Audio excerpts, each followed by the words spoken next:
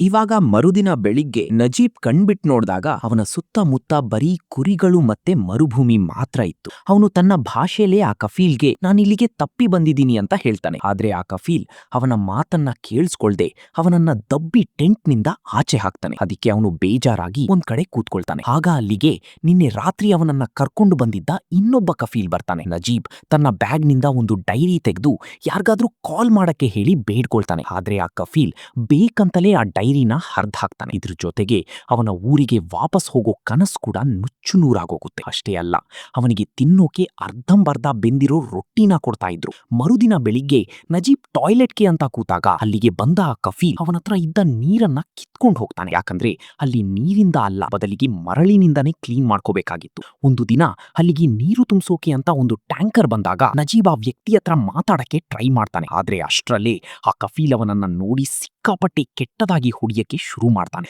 ಕೆಲವು ದಿನಗಳಾದ್ಮೇಲೆ ನಜೀಬ್ಗೆ ಆ ಎಲ್ಲಾ ಕುರಿಗಳ ಜವಾಬ್ದಾರಿನ ವಹಿಸ್ಬಿಡ್ತಾರೆ. ಯಾಕಂದ್ರೆ ಅಲ್ಲಿ ಕೆಲಸ ಮಾಡ್ತಾ ಇದ್ದ ವಯಸ್ಸಾದ ವ್ಯಕ್ತಿ ಸತ್ ಹೋಗಿದ್ದ. ಮತ್ತೆ ಅವನನ್ನ ಆ ಮರುಭೂಮಿಯಲ್ಲಿ ಎಲ್ಲೋ ಹೂತ್ ಹಾಕಿದ್ರು. ಹಾಗೆ ನಿಧಾನವಾಗಿ ಟೈಮ್ ಕಳೆಯುತ್ತೆ. ಮತ್ತೆ ಇವಾಗ ನಜೀಬ್ನ ಪರಿಸ್ಥಿತಿ ಪೂರ್ತಿಯಾಗಿ ಒಂದು ಪ್ರಾಣಿ ತರ ಆಗೋಗಿತ್ತು.